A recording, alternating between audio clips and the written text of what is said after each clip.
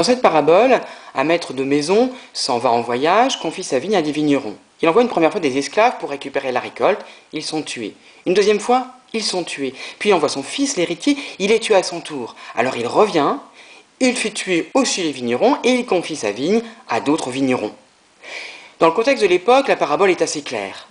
Le judaïsme majoritaire aurait rejeté les prophètes qui ont été envoyés. Il a rejeté à nouveau le dernier prophète, Jésus.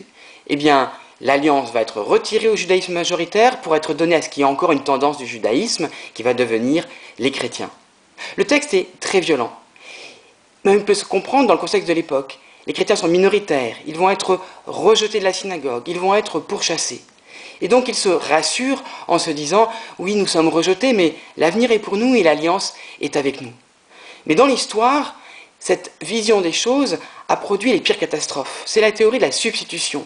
Dieu aurait d'abord passé l'alliance avec les Juifs, puis après avec les chrétiens, et donc les Juifs n'auraient plus de place dans le projet de Dieu. On voit bien tout ce que cela a pu produire comme antisémitisme.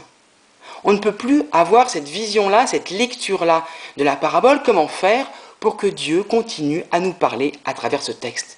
Eh bien, il faut avoir une vision dynamique des choses. Parce que ce que décrit la parabole n'a pas cessé depuis l'époque de Jésus. Après le judaïsme majoritaire, ce sont les églises qui ont rejeté tous les prophètes qui leur ont été envoyés. Valdo au Moyen-Âge, puis Calvin, puis Luther, ou plus récemment Léonard Doboff et la théologie de la libération. Elles les ont rejetés.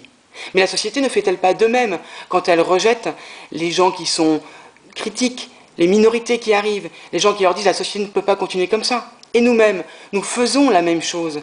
Il y a toujours des gens qui viennent nous déranger, qui viennent nous interpeller. Nous préférons les rejeter.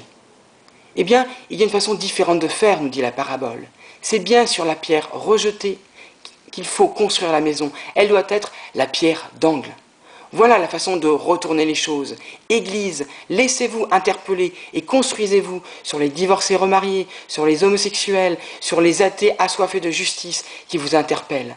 Non seulement vous construirez sur une pierre d'angle plus solide, mais n'oubliez pas qu'une fois sur trois, une fois les vignerons, deux fois les vignerons, puis la troisième fois, c'est Jésus lui-même qui vient vous interpeller. Alors, en choisissant la vie qui nous interpelle, qui nous oblige à bouger, eh bien, nous rencontrons Jésus. Ça vaut le coup, non? Bon dimanche.